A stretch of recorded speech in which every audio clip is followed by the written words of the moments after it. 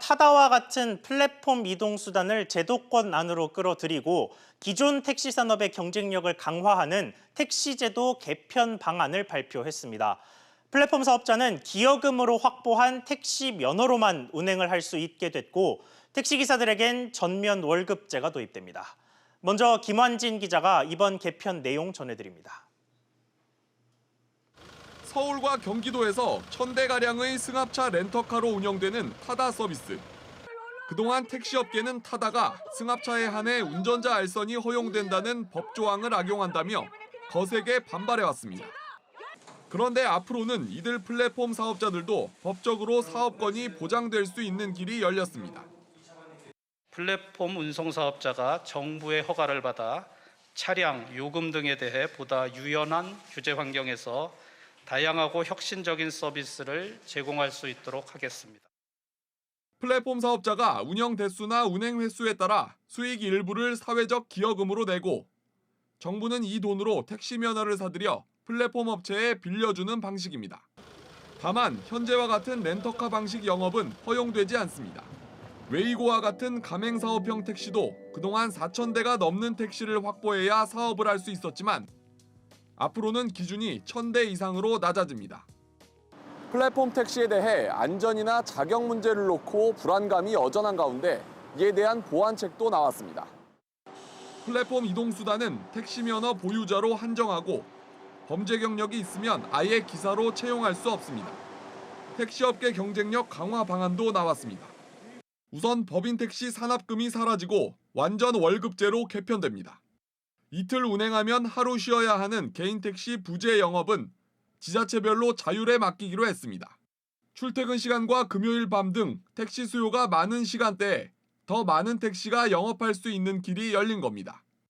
이 밖에 개인 택시 면허를 사기 위해 필요한 법인 택시 3년 이상 무사고 조건도 완화해 청장년층의 진입문을 넓힐 방침입니다. SBS CNBC 김한진입니다.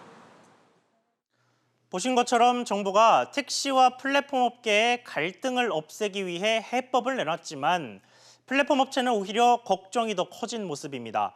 무엇보다 진입 장벽이 높아졌다는 불만이 나오고 있습니다. 이어서 김정현 기자가 업계 반응을 취재했습니다. 논란의 중심에 섰던 타다는 일단 플랫폼 사업이 법적으로 허용된 것에 대해 의미 있다는 입장을 밝혔습니다. 하지만 현재 렌터카를 기반으로 한 영업 방식에 제동이 걸리면서 당장 차량 구입 비용이 부담입니다. 사업 규모를 유지하려면 1,000대가 넘는 렌터카를 모두 구매해야 하는데 어림잡아 400억 원 넘게 필요합니다. 여기에 택시 면허를 한꺼번에 사들이려면 700억 원, 또는 기여금을 내고 정부로부터 면허를 빌리려면 한 대당 40만 원, 총 4억 원씩 매달 빠져나간다는 계산입니다. 기존 택시 산업을 근간으로 대책을 마련한 까닭에 새로운 산업에 대한 진입 장벽은 더 높아진 것으로 생각합니다. 가장 궁지에 몰린 건 중소 플랫폼 업체. 수익을 내려면 최소 2,000대 이상의 차량을 확보해야 하는데 차량 구입 가격과 기여금 때문에 사업을 접어야 할 판이라는 불만이 나옵니다. 결국 대기업들의 각축장이 되는 것이지 스타트업들은 설 자리를 잃게 될 것입니다. 그냥 택시 업계에 몰아준 그냥 정책이라고 생각을 합니다. 한국에서 유의미한 모빌리티 서비스는 더 이상 나오기 어렵게 됐다라고 보고 있습니다. 택시업계도 구체적인 처우 개선 방안이 없어 아쉽다는 반응입니다. 정확히 금액이 얼마가 측정이 돼서 필요 충분 조건이 맞아야죠. 확실한 방식은 아직 잡혀 있는 건 모르겠는데 아직까지는 좀 더 두고 봐야 알겠습니다. 이번 개편안을 놓고 플랫폼 사업 진입 장벽만 높였다는 반응이 나오는 가운데 새로운 논란이 불거질 수 있다는 지적이 나오고 있습니다. SBS CNBC 김정현입니다. 자, 오늘 나온 택시제도 개편 방안의 효과와 과제, 취재기자와 조금 더 짚어보겠습니다. 황인표 기자 나와 있습니다. 자, 황 기자. 네. 먼저 이 플랫폼 업계와 택시 업계 갈등이 뭐 하루 이틀 벌어졌던 상황이 아니다 보니까 좀 복잡한데 그간의 상황이 어땠는지부터 좀 정리를 해보죠. 네, 갈등이 시작된 건 지난해 10월부터입니다. 그 카카오가 이제 카풀 기사를 모집하고요. 시범 서비스를 시작을 했습니다. 이어서 택시업계가 대규모 집회를 열었고 택시기사가 스스로 목숨을 끊는 일까지 발생을 했습니다. 예. 결국 카카오가 시범 서비스 한 달 만에 서비스를 중단했고요. 이 갈등을 겪던 택시업계가 올해 1월에 대타협 기구에 참여했고 3월에 택시업계 처우 개선과 제한적인 카풀을 허용하는 합의안이 발표됐습니다. 그리고 오늘 국토부가 이 택시와 플랫폼 업계의 개편안을 앞서 보신 것처럼 발표했습니다. 자, 그런데 앞서 김정현 기자가 보도한 내용 보면 여전히 좀 불만들이 있는 모양인데 각 업계에 미치는 영향은 어떻습니까? 일단 택시업계 먼저 얘기해 보면요. 이번 개편안으로 얻은 게 좀 많다 이런 평가가 나오고 있습니다. 예. 일단은 그 매일 내야 되는 택시기사 입장에서는 산학금이 없어지면서 월급제로 바뀌게 됐고요. 또 플랫폼 이동수단의 수입이 택시보다 더 좋다고 하면 택시기사를 그만두고 플랫폼 이동수단으로 이직을 해도 됩니다. 또 택시 수가 줄어드는 만큼만 플랫폼 이동수단이 허락되기 때문에 경쟁이 치열해질 그런 우려도 없습니다. 그렇겠네요. 이 반면 플랫폼 업계에서는 삼중족세가 채워졌다 이런 말이 나오는데 일단 매달 돈을 내면서 택시 면허를 빌려야 하고요. 또 타다의 경우 렌터카 대신 차를 구매해야 됩니다. 지금도 택시보다 이 플랫폼 이동수단의 이용 요금이 더 비싼데 앞으로 더 올라갈 가능성이 있다 보니까 가격 경쟁력이 떨어질 수밖에 없습니다. 이 플랫폼 승차 수단의 기사 역시 택시 면허를 따야 하기 때문에 역시 불리한 측면이 있습니다. 애초 논란이 됐던 카풀의 경우에는 출퇴근 시간 등 하루 4시간만 이 서비스가 가능해질 전망입니다. 일단 그 대형업체죠. 카카오와 타다 측은 새로운 서비스의 방향성이 제시되기 때문에 이에 발맞춰 서비스를 준비하겠다 이런 입장입니다. 그런데 이 산업 혁신이 뭐 택시 업계를 둘러싸고만 일어나는 것도 아니고 뭐 새로운 혁신 서비스가 등장할 때마다 기존 산업과 이렇게 충돌을 계속 빚을 수밖에 없는데 혹시 다른 산업에서 이런 갈등이 벌어질 만한 조짐은 없습니까? 네, 뭐 일단은 그 지난달 공사 현장에서 크레인 2,500여 대가 멈춰섰던 일을 기억하실 겁니다. 무인 크레인이라는 신기술이 등장하면서 일자리가 줄어든 크레인 기사들이 벌인 파업이었는데요. 이외에 뭐 드론 배송이라든지 원격 의료 등 계속해서 기존 일자리를 위협하는 신산업은 계속 등장을 하고 있습니다. 예. 이번 택시 플랫폼 업계 갈등의 경우 정부가 뭐 오늘 어쨌든 중재안을 내놓았지만 앞으로 무인자율 주행차 등이 등장하면 또다시 이런 갈등이 재현될 그럴 가능성이 있습니다. 앞으로 신산업의 등장과 이에 따른 기존 산업의 반발 그리고 갈등은 당분간 불가피할 것으로 예상됩니다. 그렇군요. 황 기자 이야기 잘 들었습니다. 다음 소식 한일 갈등 속보로 이어가겠습니다. 일본 정부가 수출 규제 조치와 관련해서 우리 정부가 요구했던 추가 회의를 거부할 것으로 알려졌습니다. 취재 기자 연결해 보겠습니다. 서주연 기자. 네, 서주연입니다. 네, 일본이 우리 정부의 추가 회의 요청을 거부할 것으로 보인다고요. 네, 그렇습니다. 일본 교도통신은 일본 정부가 양국 정부 간의 신뢰관계가 무너진 현재 상태에서는 회의 개최가 어렵다고 판단했다고 전했습니다. 앞서 일본 측은 지난 12일 도쿄에서 처음 열린 실무회의 이후 한국이 사실과 다른 내용을 발표했다고 주장해왔습니다. 네, 이런 가운데 방한 중인 스틸웰 차관보가 한일 갈등 해결을 위해서 지원하겠다는 뜻을 밝혔다고요? 네, 강경화 외교부 장관 등을 예방한 스틸웰 차관보는 한일 갈등 상황과 관련해서 기본적으로 한국과 일본은 이 민감한 이슈를 해결해야 하며 해법을 곧 찾기를 희망한다고 밝혔습니다. 이에 따라 미국이 앞으로 한일 갈등 해소를 위해 구체적으로 어떤 역할을 할지 주목되는 상황입니다. 자, 여기에 우리 정부는 소재와 부품 장비 산업의 일본 의존도를 낮추기 위해서 지원을 확대하기로 했다고요. 네, 홍남기 부총리는 오늘 오전 열린 경제활력대책회의에서 소재, 부품, 장비 산업의 일본 의존도를 낮추고 산업 경쟁력을 높이기 위한 종합대책을 조만간 발표하겠다고 밝혔는데요. 홍 부총리는 이번 추경안을 심의할 때 소재, 부품, 장비 산업 관련 지원 예산을 확보해서 하반기부터 지원이 이뤄질 수 있도록 국회와 협의하겠다고 말했습니다. 또 일본이 해당 조치를 처리하고 협의에 나서줄 것을 촉구한다며 일본의 수출 규제에 대해 제3기관의 점검이 필요하다고도 밝혔습니다.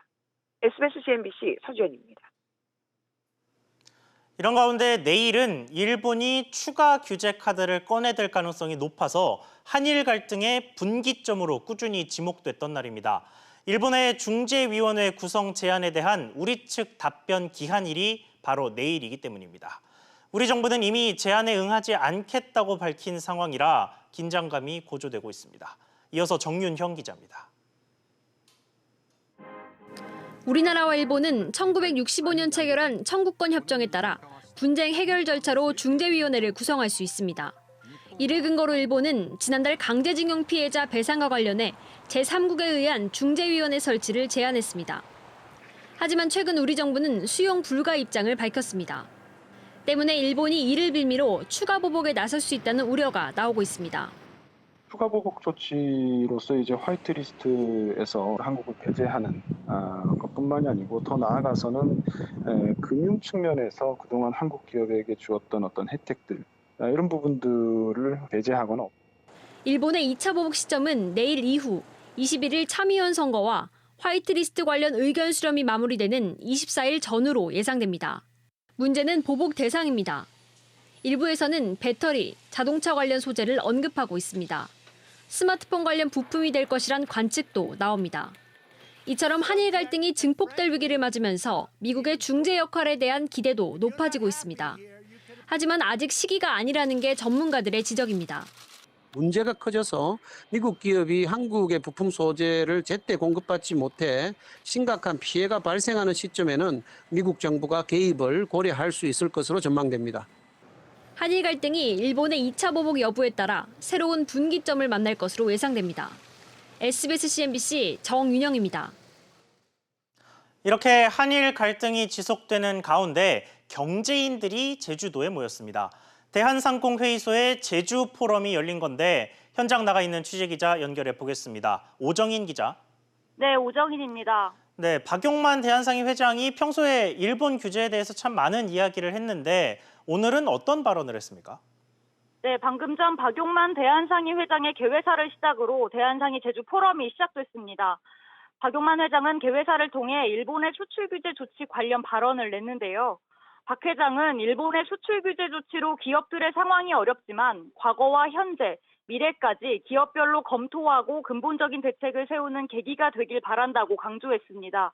또 기업들이 소재를 국산화하거나 수입선을 다변화하는 등 미래 대응을 위해 나서는데 복잡한 인허가 장애가 있다면서 여당과 야당, 정부의 전폭적인 협조를 바란다고 말했습니다.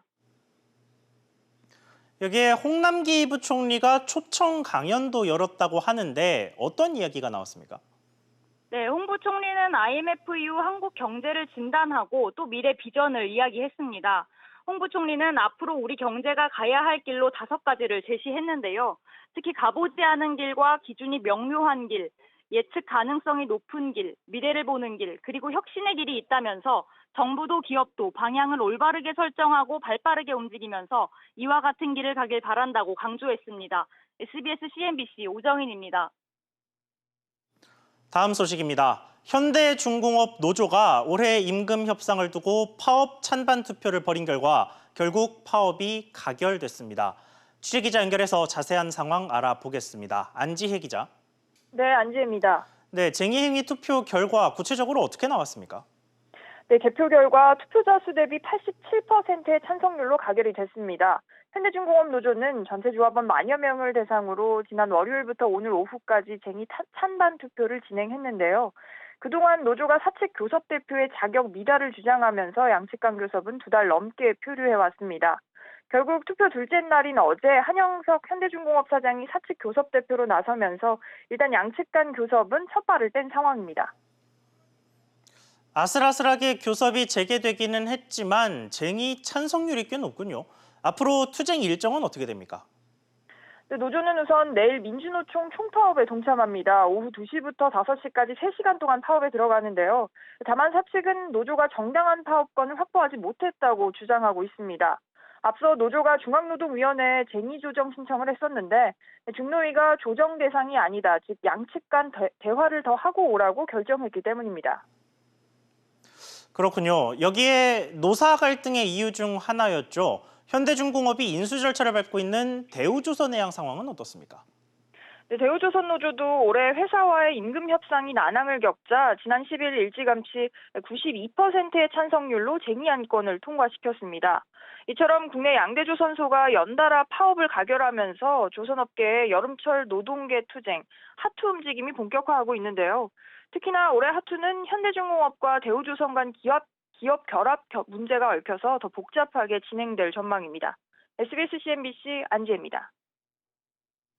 서민 생활과 밀접한 분야에서 탈세를 한 혐의가 있는 163명에 대해 국세청이 세무조사에 나섰습니다. 유흥업소나 대부업체, 학원과 불법 담배 제조업자 등이 조사 대상입니다. 이한승 기자가 보도합니다. 한 유흥업소의 주류 보관 창고 안, 유명 양주들이 담겨 있는 상자가 가득 쌓여 있습니다. 여느 주류 보관 창고와 다름없어 보이지만 이 양주들은 수입 금액을 누락할 목적으로 증빙 서류 없이 불법 매입된 주류들입니다. 실험실이나 공장에서 볼 법한 장비들이 즐비한 이곳은 불법으로 담배를 만드는 곳입니다. 제조업자는 해외에서 니코틴 원액을 다른 품목으로 속여 수입한 뒤 액상 전자담배를 불법 제조해 팔아 매출을 누락하는 방식을 사용했습니다.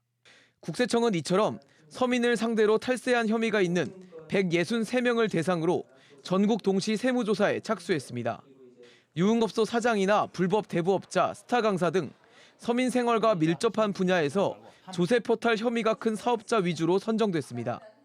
최근 2년간 서민을 상대로 탈세를 저지른 390명을 조사해 5천억 원이 넘는 세금을 추징한 것처럼 올해도 강력 조사한다는 방침입니다.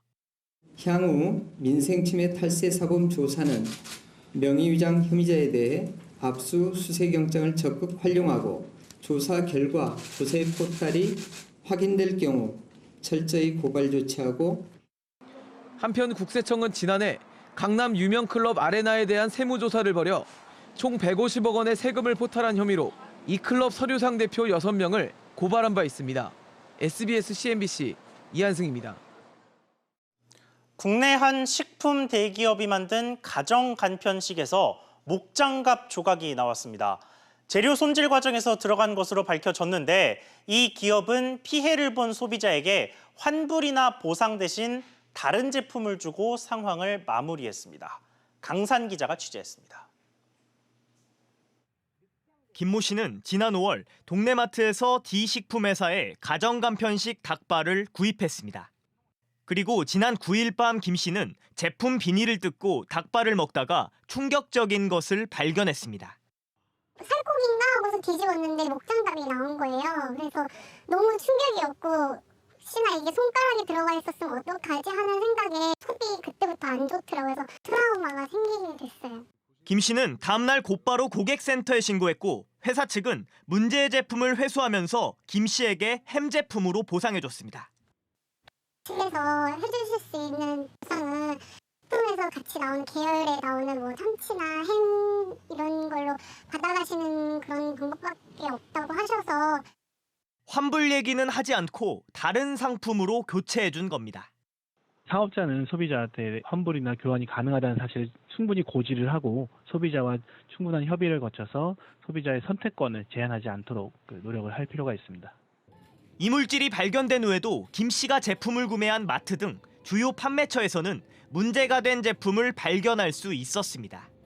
취재가 시작되자 해당 기업은 환불이 가능하다는 사실을 소비자에게 알렸는데 잘못 전달됐다며 공정 절차 때문에 제품을 바로 회수하기는 어려운 부분이 있다고 설명했습니다.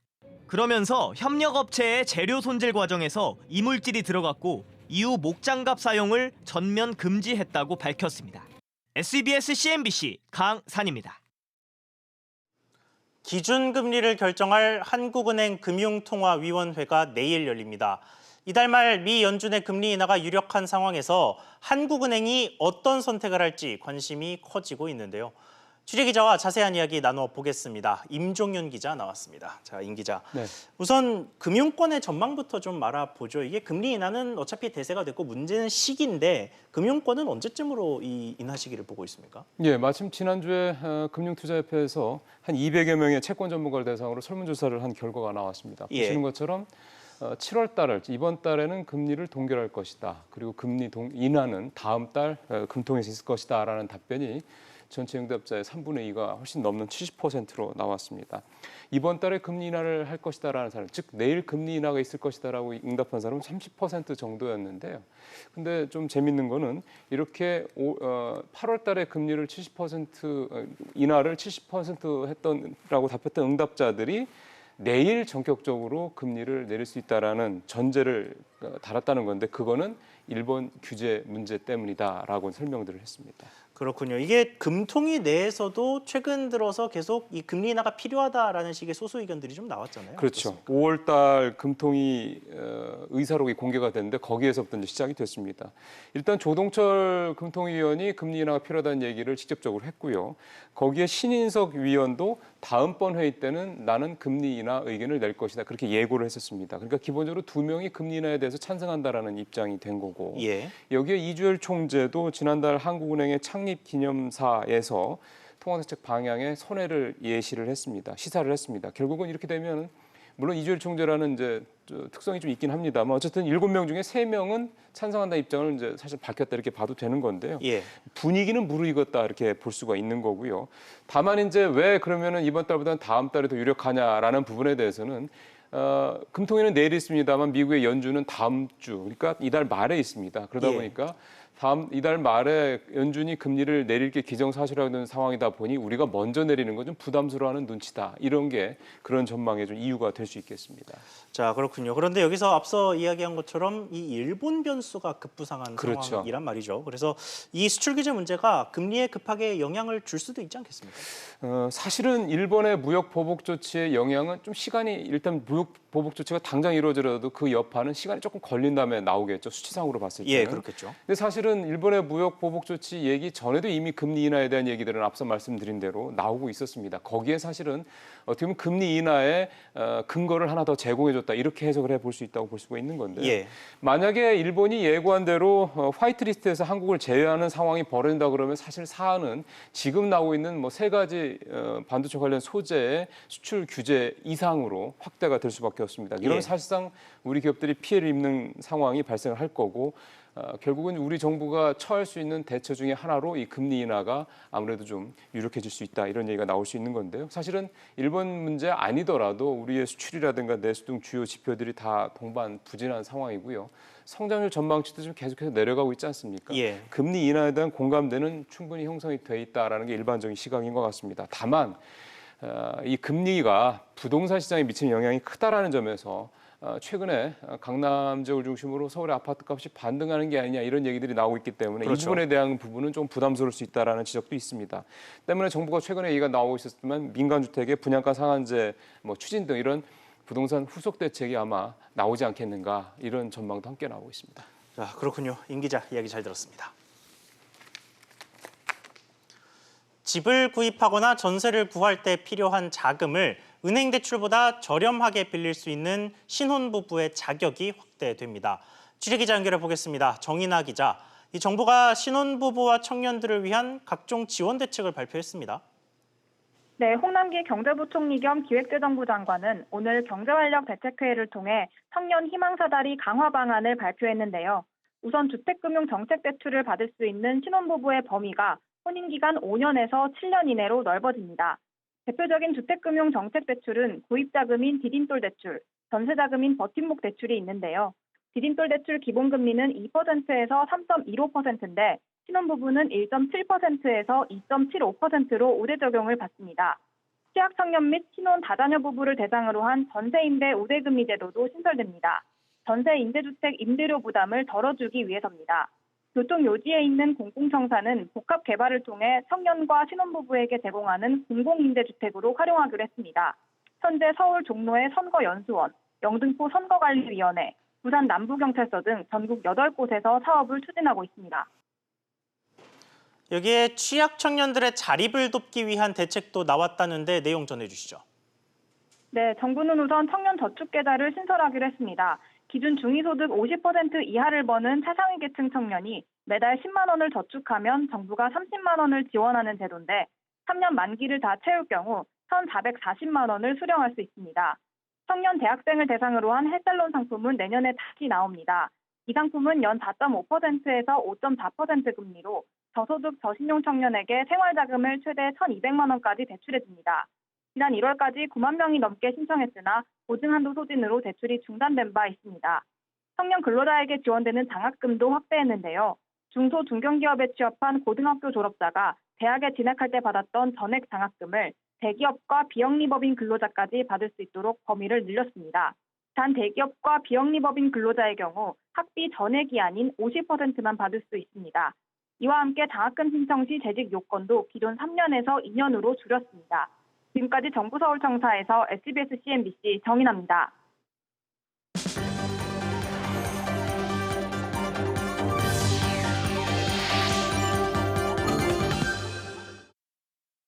지난해 말 기준 가구당 순자산은 1년 전보다 1,700만 원 늘어난 4억 1,600만 원을 기록했습니다. 한국은행과 통계청에 따르면 국가 전체 부의 규모인 국민 순자산은 지난해 말 1경 5,500조 원으로 1년 전보다 8.2% 증가했습니다. 이 중 주택이 51%, 주택 외 부동산이 26%를 차지해 순자산의 4분의 3이 부동산인 것으로 나타났습니다. 직장 내 괴롭힘 금지법 시행 첫날인 어제 전국에서 9건의 신고가 접수된 것으로 나타났습니다. 고용노동부는 사업장이 적절한 조치를 했는지 조사해 미흡한 부분이 있으면 개선 지도를 하게 된다며 최대 60일 범위에서 하려고 검토 중이라고 밝혔습니다. 고용부는 전국 지방노동관서에 167명의 전담 근로감독관을 편성하고 전문위원회를 구성해 괴롭힘 여부가 모호한 사건들을 처리해 나갈 계획입니다.